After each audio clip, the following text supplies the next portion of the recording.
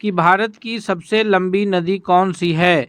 यानी कि जो भारत में प्रवाहित होने वाली नदी हैं उसमें से सबसे लंबी नदी कौन सी है, गंडक नदी या फिर कोसी नदी या ब्रह्मपुत्र नदी या फिर गंगा नदी।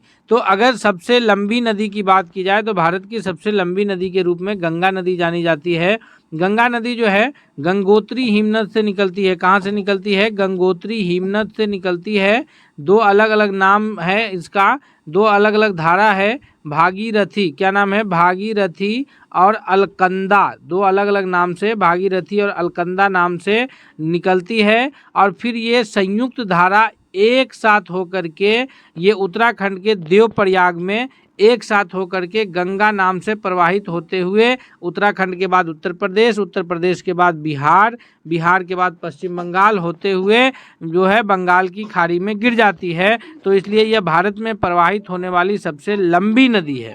अगर भारत में प्रवाहित होने वाली सबसे चौड़ी नदी की बात आएगी तो वह फिर ब्रह्मपुत्र नदी हो जाएगा। अगले प्रश्न की ओर बढ़ते हैं। दूसरा नंबर सवाल है कि भारत का सबसे लंबा बांध कौन सा है। भारत का जो सबसे लंबा बांध है यह है हीराकुंड बांध, जो कि महानदी पर स्थित है। ऑप्शन सी यहाँ सबसे करेक्ट आंसर होगा। और अगर सबसे ऊंचा बांध पूछा जाए तो फिर भाखरा नंगल बांध होगा। ये सबसे ऊंचा बांध है भाखरा नंगल बांध, और यह सतलज नदी पर स्थित है। और हीराकुंड बांध जो है भारत का सबसे लंबा बांध है। अगले प्रश्न की ओर बढ़ते हैं। दोस्तों, हम एक प्रश्न को इस प्रकार से आपको डिस्कस करेंगे कि आप उससे 2-3 प्रश्नों को हल कर पाएंगे। इसलिए आपसे रिक्वेस्ट है कि अगर आप हमारे चैनल पर नए हैं तो प्लीज़ आप चैनल को सब्सक्राइब कर लीजिए। और साथ ही साथ अगर यह वीडियो आपको पसंद आ रहा है, आपकी परीक्षा की दृष्टि से बहुत लाभकारी है, तो आप इस वीडियो को अपना एक लाइक दीजिए और दोस्तों के बीच भी शेयर कीजिए। सवाल नंबर तीसरा है कि भारत का सबसे लंबी सुरंग कौन सी है। तो भारत का जो सबसे लंबी सुरंग है वह है चेनानी नौशारी सुरंग। ऑप्शन ए सबसे करेक्ट आंसर है। नेक्स्ट क्वेश्चन है कि भारत की सबसे ऊंची मूर्ति है। जी हाँ, भारत ही नहीं बल्कि आप इसे जो है विश्व की सबसे ऊंची मूर्ति के रूप में आप जान सकते हैं, जो है यह स्टैचू ऑफ यूनिटी है। ऑप्शन सी इसका सबसे करेक्ट आंसर होगा, जो कि किनकी मूर्ति है? तो सरदार वल्लभ भाई पटेल की। किनकी मूर्ति है? सरदार वल्लभ भाई पटेल की मूर्ति है। और यह कहाँ पर है? तो यह नर्मदा नदी पर जो है गुजरात में स्थित है। और यह स्टैचू ऑफ यूनिटी इसलिए बनाया गया क्योंकि जो है भारत स्वतंत्र होने के पश्चात सरदार वल्लभ भाई पटेल का बहुत बड़ा योगदान था कि जो 565 से अधिक छोटे छोटे रियासतें थी उन सबको एकीकृत करके एक एकीकृत भारत बनाने का प्रयास उनका सबसे सफल रहा। इसी वजह से उनके इस ये में स्मृति में, उनके याद में स्टैचू ऑफ यूनिटी बनाया गया है। सवाल नंबर 5वां है कि माउंट एवरेस्ट पर चढ़ने वाली पहली भारतीय महिला कौन है। माउंट एवरेस्ट जिसकी ऊंचाई जो है 8,848 मीटर है। कितना है? 8,848 मीटर, यानी लगभग 9 किलोमीटर ऊंचाई है, जो कि दुनिया की सबसे ऊंची चोटी है। और यह हिमालय पहाड़ की सबसे मतलब हिमालय पहाड़ का हिस्सा है, दुनिया की सबसे ऊंची चोटी है। और यह माउंट एवरेस्ट नेपाल में स्थित है। साथ ही साथ माउंट एवरेस्ट को नेपाल में सागर माथा के नाम से भी जानते हैं। अब ये प्रश्न की ओर लौटते हैं कि इसमें मतलब माउंट एवरेस्ट पर चढ़ने वाली प्रथम भारतीय महिला तो बछेंद्री पाल। ऑप्शन सी सबसे करेक्ट आंसर है। रजिया सुल्तान जो है भारत की प्रथम महिला मुस्लिम शासिका के रूप में जानी जाती है। अगले प्रश्न की ओर बढ़ते हैं। सवाल नंबर 6 है कि भारत को इंडिया नाम, जो शब्द है इंडिया, यह किसने दिया था। 6 नंबर प्रश्न का सही उत्तर क्या होगा कि इंडिया शब्द जो है हेरोडोटस के द्वारा दिया गया था। ऑप्शन सी 6 नंबर प्रश्न के लिए सबसे सही जवाब है। नेक्स्ट क्वेश्चन है कि भारत में सबसे अधिक वर्षा वाला राज्य कौन है। भारत का जो सबसे अधिक वर्षा वाला राज्य है वह है मेघालय राज्य, मासिनराम मेघालय। ऑप्शन सी सबसे करेक्ट बी सबसे करेक्ट आंसर है। नेक्स्ट है कि भारत का अंतिम मुगल शासक या मुस्लिम शासक कौन है। तो इस 8वां नंबर प्रश्न का जो सबसे सही जवाब होगा कि भारत का जो सबसे अंतिम मुस्लिम शासक के रूप में नाम जाना जाता है वह है बहादुर शाह जफर। ऑप्शन बी सबसे सही जवाब है। तो अगले प्रश्न की ओर बढ़ते हैं हम लोग। नेक्स्ट क्वेश्चन है हमारे स्क्रीन पर कि भारत का राष्ट्रीय प्रतीक क्या है। इंडिया गेट, लाल किला, अशोक स्तंभ। तो इंडिया गेट और लाल किला तो भारत का राष्ट्रीय प्रतीक है नहीं। भारत का जो राष्ट्रीय प्रतीक के रूप में जाना जाता है 9वां नंबर क्वेश्चन का सबसे सही जवाब ऑप्शन सी के अशोक स्तंभ जो है भारत का राष्ट्रीय प्रतीक है, राष्ट्रीय चिन्ह है। अंग्रेजों के किस कानून को काला कानून कहा गया था? तो यहाँ पर जो है जो ऑप्शन है इसमें सबसे सही जवाब ये है कि 1919 में जो रॉलेट एक्ट आया था, जिसके तहत जो है नो वकील, नो अपील, नो दलील, यानी शक के आधार पर जो है भारतीय स्वतंत्रता संग्राम में शामिल स्वतंत्रता आंदोलन में शामिल लोगों को गिरफ्तार किया जाता था, उस पर मुकदमा चलाया जा सकता था। तो ये कानून था रॉलेट एक्ट, और इसी को जो है लोगों ने ये काला कानून कहा था। और रॉलेट एक्ट कानून के तहत ही जो है डॉक्टर सैफुद्दीन किचलू और डॉक्टर सत्यपाल की ये गिरफ्तारी हुई थी, और उसी सब का जो है मीटिंग चल रहा था पंजाब के अमृतसर के जलियांवाला बाग में, जिस पर जनरल ओ डायर की सेना ने निहत्थे लोगों पर गोलियां चलवाई और जलियांवाला बाग हत्याकांड जैसी घटना हुई 13 अप्रैल 1919 को। और उसके पश्चात जो है पूरे देश में असहयोग आंदोलन छिड़ा था। तो रॉलेट एक्ट कानून है जिसे लोगों ने काला कानून कहा था। नेक्स्ट क्वेश्चन की ओर बढ़ते हैं। सवाल नंबर 11 है कि भगत सिंह के साथ किसको फांसी दी गई?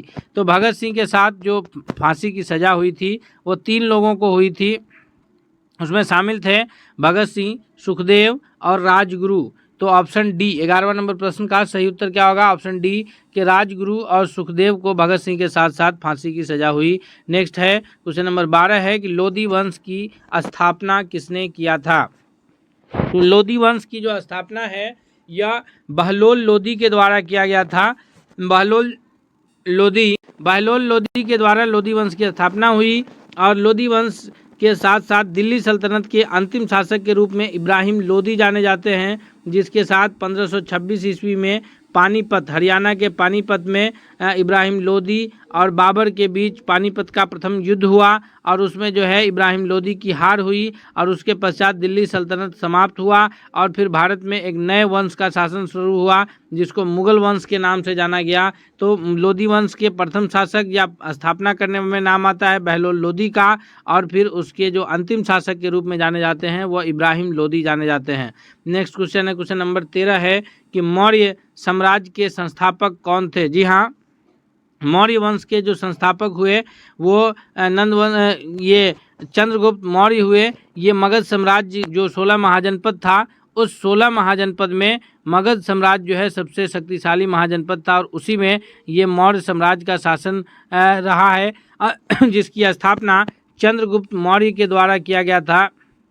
अगले प्रश्न की ओर बढ़ते हैं। क्वेश्चन नंबर 14 है कि गुप्त वंश की स्थापना किसने की थी? जी हाँ दोस्तों, तो 14वां नंबर प्रश्न का सही उत्तर होगा कि गुप्त वंश की स्थापना जो है ऑप्शन बी श्रीगुप्त के द्वारा किया गया था। किन के द्वारा किया गया था? ऑप्शन बी श्रीगुप्त के द्वारा किया गया था। अगर आप हमसे पहले प्रश्नों का उत्तर करें तो आप भी कमेंट करके बताएंगे, और अगर आप आप लास्ट में ज़रूर बताएंगे कि आपने इनमें से जो हम ये प्रश्नों का सेट करा रहे हैं कितने कुल प्रश्न आपके सही हुए हैं, ये आप कमेंट करके ज़रूर बताइएगा। सवाल नंबर 15 है कि युग कितने होते हैं? तो युग की संख्या 4 है, द्वापर, त्रेता, सतयुग और कलयुग जो वर्तमान में चल रहा है। युग की संख्या कितनी है? 4, द्वापर, त्रेता, सतयुग और कलयुग जो अभी कलयुग वर्तमान में चल रहा है। नेक्स्ट क्वेश्चन की ओर बढ़ते हैं हम लोग। 16 नंबर सवाल है कि स्वतंत्र भारत के प्रथम गवर्नर जनरल कौन थे? तो स्वतंत्र भारत के जो प्रथम गवर्नर जनरल कहिए या फिर भारत के अंतिम गवर्नर जनरल कहिए, तो वह हुए हैं लॉर्ड माउंटबेटन। कौन थे? लॉर्ड माउंटबेटन जो है स्वतंत्र भारत के प्रथम गवर्नर जनरल और भारत के अंतिम गवर्नर जनरल के रूप में जाने जाते हैं। और ये अगर स्वतंत्र भारत के प्रथम भारतीय गवर्नर जनरल का नाम आएगा तो सी राजगोपालचारी, याद रखिएगा, सी राजगोपालचारी जो स्वतंत्र भारत के प्रथम भारतीय गवर्नर जनरल थे। उसके बाद भारत में गवर्नर जनरल का पोस्ट समाप्त हुआ और फिर यहाँ प्रधानमंत्री और राष्ट्रपति का शासन शुरू हुआ।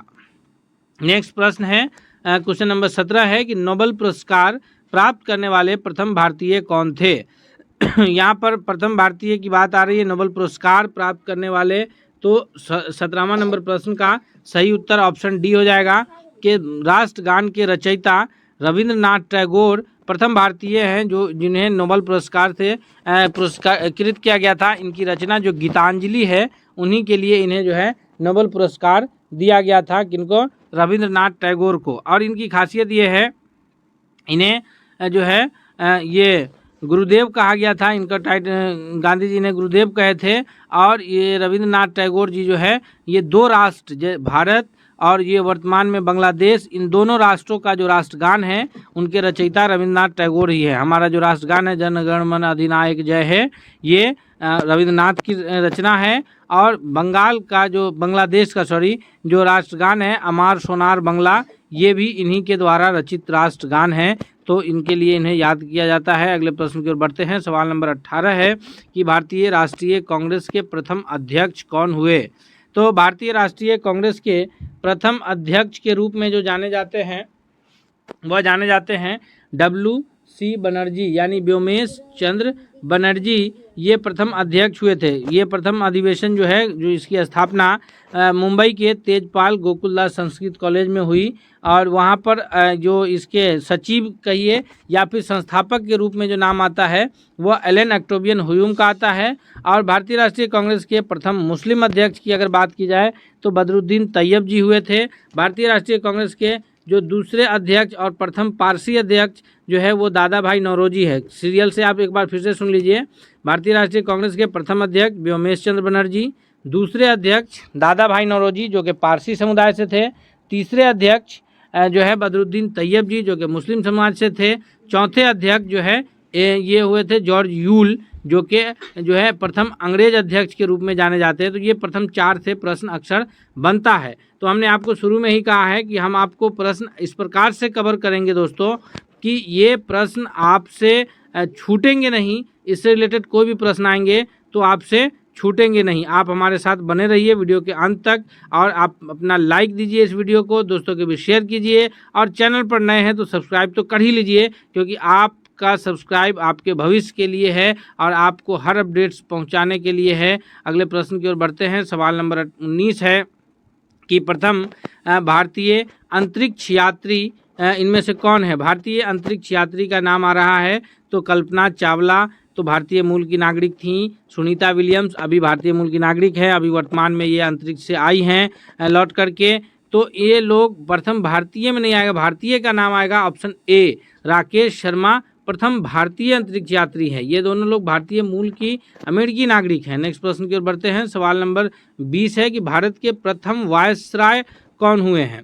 तो भारत के जो प्रथम वायसराय के रूप में नाम आता है वह लॉर्ड कैनिंग का नाम आता है। ऑप्शन यहाँ पर ये सी सही है, 20 का ऑप्शन बी सही होगा। 1857 के विद्रोह के पश्चात जो कंपनी का शासन था वो समाप्त हुआ और जो कंपनी के गवर्नर जनरल बंगाल के गवर्नर जनरल जो कंपनी के गवर्नर जनरल के रूप में जाने जाते थे, ये वो समाप्त हुआ शासन। और उसके बाद जो है लॉर्ड कैनिंग को प्रथम वायसराय के रूप में नियुक्त किया गया। ऑप्शन बी यहाँ पर सबसे सही उत्तर के रूप में आंसर जाना जाएगा। 20वां नंबर प्रश्न का बी सबसे सही जवाब है। सवाल नंबर 21 है कि भौतिक विज्ञान में नोबेल पुरस्कार पाने वाले प्रथम भारतीय कौन हैं? तो भौतिक विज्ञान की शाखा में जो नोबेल पुरस्कार प्राप्त करने वाले जो प्रथम भारतीय हैं वो हैं CV रमन। ऑप्शन ए 21वां नंबर प्रश्न का सही उत्तर ऑप्शन ए के रूप में जाना जाएगा। नेक्स्ट सवाल है हमारे स्क्रीन पर 22 की नोबेल पुरस्कार प्राप्त करने वाले प्रथम भारतीय महिला कौन है? तो नोबेल पुरस्कार प्राप्त करने वाली प्रथम भारतीय महिला 22वां नंबर सवाल का सही जवाब ऑप्शन बी है कि मदर टेरेसा हैं। ऑप्शन बी सबसे करेक्ट आंसर है। ये प्रथम भारतीय महिला हैं। हालांकि जो ये आयरलैंड से भारत आई थी, लेकिन चूंकि भारत की ये नागरिक बनी इसलिए प्रथम भारतीय महिला के रूप में इनका नाम आता है। नेक्स्ट सवाल है कि राष्ट्रीय ध्वज तिरंगा तीनों क्षैतिज पट्टियाँ किस अनुपात में है? तो राष्ट्रीय ध्वज तिरंगा में जो तीनों क्षैतिज पट्टियाँ हैं जिसमें सबसे ऊपर जो है केसरिया है, फिर बीच में वाइट कलर, फिर नीचे सबसे ग्रीन। तो ये तीनों का जो अगर बात की जाए इसके अनुपात का तो यहाँ पर 23वां नंबर प्रश्न का ऑप्शन ये सही उत्तर के रूप में जो आंसर जाना जाएगा वो सी होगा कि 1:1। हालांकि 2:2 भी जो है वो फिर उसको सॉल्व करके 1:1 में ही आएगा, लेकिन यहाँ पर हम लोग ऑप्शन सी सबसे करेक्ट आंसर कहेंगे, क्योंकि सभी पट्टियाँ समान चौड़ाई की होगी। अगर सब 1 फुट होगा तो सभी की चौड़ाई 1 फीट होगी, 1 मीटर होगा तो सभी की चौड़ाई 1 मीटर होगी। तो यहाँ पर 1:1:1 का अनुपात में ये तीनों पट्टियाँ हैं। और अगर लंबाई और चौड़ाई का अनुपात पूछा जाए तो याद रखिएगा 3:2। लंबाई और चौड़ाई का अनुपात क्या है? 3:2। नेक्स्ट प्रश्न की ओर बढ़ते हैं। सवाल नंबर 24 है, ये आपसे रिलेटेड प्रश्न है। अभी हम पीछे इसको डिस्कस किए हैं कि राष्ट्रीय ध्वज की लंबाई चौड़ाई का अनुपात कितना है। तो राष्ट्रीय ध्वज की लंबाई चौड़ाई का अनुपात 3:2, यानी ऑप्शन सी सबसे करेक्ट आंसर होगा। नेक्स्ट सवाल की ओर बढ़ते हैं। सवाल नंबर 25 है कि भारत संविधान सभा ने राष्ट्रीय ध्वज का प्रारूप कब अपनाया। यानी भारतीय संविधान सभा जो संविधान निर्माण का कार्य कर रहे थे, तो उन लोगों ने राष्ट्रीय ध्वज तिरंगा को झंडे के रूप में अपनाने का जो कार्य किया वो 22 जुलाई 1947, ऑप्शन ए। 25वां नंबर प्रश्न का ऑप्शन ए सबसे सही जवाब है। नेक्स्ट है कि भारत का राष्ट्रगान है। अभी हम पीछे प्रश्न जब डिस्कस कर रहे थे गुरुदेव रविंद्रनाथ टैगोर से रिलेटेड प्रश्न को, तो उसमें आपको बताया था कि जन गण मन अधिनायक जय है, भारत भाग्य विधाता, यह जो है भारत का राष्ट्रगान है जिसके रचयिता रविंद्रनाथ टैगोर हैं। ऑप्शन बी सबसे करेक्ट आंसर होगा। अगला है वंदे मातरम, जो कि राष्ट्रीय गीत है और इसके रचयिता हैं कौन? तो ये हैं बंकिम चंद्र चटर्जी। ये आनंद मठ से लिया गया है। सवाल नंबर 27 है कि भारत में परमाणु ऊर्जा विनियामक बोर्ड कब स्थापित हुआ। भारत में जो परमाणु ऊर्जा विनियामक बोर्ड है इसकी स्थापना 15 नवंबर 1983 को मुंबई में हुआ था। ये याद रखिएगा, कहाँ हुआ था? मुंबई में। नेक्स्ट प्रश्न की ओर बढ़ते हैं। सवाल नंबर 28 है कि भारत में डाक व्यवस्था शुरू करने वाला ब्रिटिश गवर्नर जनरल कौन था। तो भारत में जो डाक व्यवस्था शुरू करने का श्रेय जाता है ये 1854 में हुआ था और यह लॉर्ड डलहौजी को जाता है। लॉर्ड डलहौजी हड़प नीति की वजह से भी जाने जाते हैं। इनके शासनकाल में 1853 में लॉर्ड डलहौजी के शासनकाल में भारतीय रेल की शुरुआत हुई थी। प्रथम भारतीय रेल जो है मुंबई से थाने के बीच जो है चली थी और ये 1853 में। भारतीय डाक सेवा की शुरू हुई थी 1854 में। सैडलर आयोग आया था शिक्षा से संबंधित 1854 में। तो इनके समय में कार्य ऐसे हुए हैं जिनको याद रखने की आवश्यकता है। नेक्स्ट प्रश्न है, और यहाँ पर लॉर्ड डलहौजी के शासनकाल में ये हुआ और जो है लॉर्ड कर्जन हैं, इनके शासनकाल में जो है बंगाल का विभाजन हुआ 1905 में, इसलिए लॉर्ड कर्जन को याद रखा जाता है। और लॉर्ड माउंटबेटन जो है ये अंतिम ये गवर्नर जनरल हुए हैं और स्वतंत्र भारत के प्रथम गवर्नर जनरल के रूप में भी जाने गए हैं। अगले प्रश्न की ओर बढ़ते हैं। 29वां नंबर प्रश्न है कि भारत का राष्ट्रीय ध्वज अधिनियम कब से लागू कर दिया गया है। तो राष्ट्रीय ध्वज अधिनियम जो है ये सन 2002 में लागू हुआ।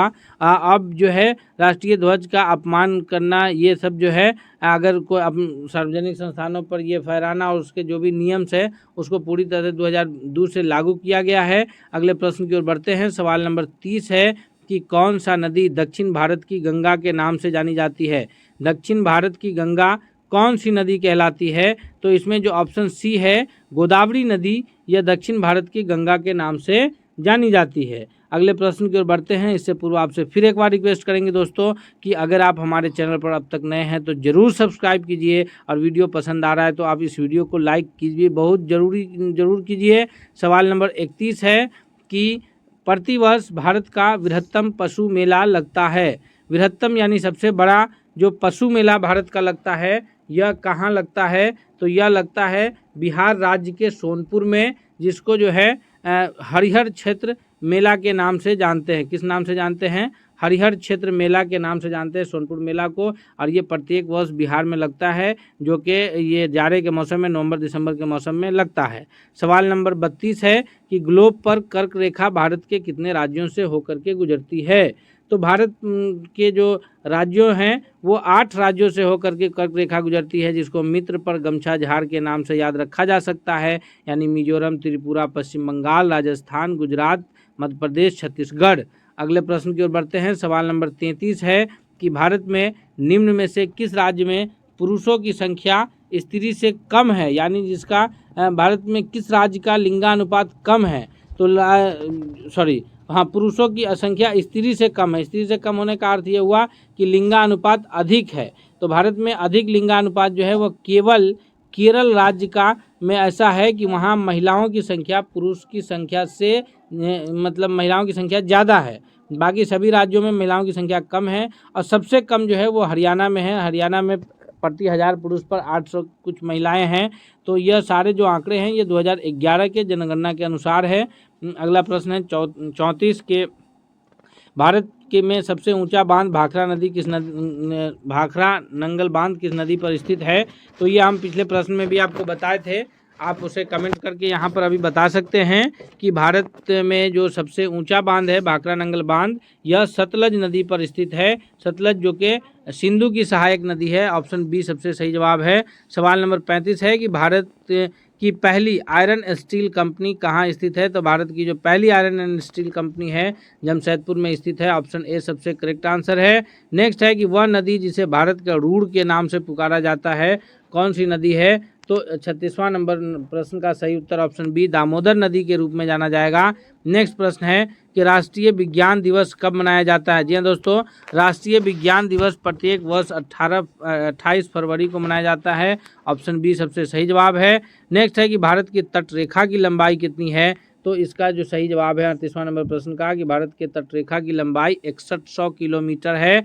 नेक्स्ट प्रश्न है कि भारत की मुख्य भूमि के दक्षिणी नोक क्या है? तो भारत के मुख्य भूमि का जो दक्षिणी नोक है जो कि तमिलनाडु राज्य का हिस्सा है, कैप केमोरिन के नाम से जानते हैं। ऑप्शन बी सबसे सही जवाब है। और आज के इस सेट का जो सबसे अंतिम प्रश्न है कि भारत का दक्षिणी बिंदु, तो दक्षिणी बिंदु को इंदिरा पॉइंट के नाम से जानते हैं जो कि 6 डिग्री 4 मिनट उत्तरी अक्षांश पर अंडमान निकोबार द्वीप समूह पर बंगाल की खाड़ी में स्थित है। इस प्रकार दोस्तों हमने अभी 40 महत्वपूर्ण प्रश्नों को कवर किया है जो कि बहुत ही लाभकारी है सभी प्रश्न आपके परीक्षा की दृष्टि से। इसलिए आपसे चलते चलते रिक्वेस्ट है कि अगर आप हमारे चैनल पर नए हैं तो सब्सक्राइब कीजिए, वीडियो को लाइक कीजिए, दोस्तों के बीच शेयर कीजिए। मिलते हैं अगले सेट के साथ, तब तक के लिए बहुत बहुत धन्यवाद।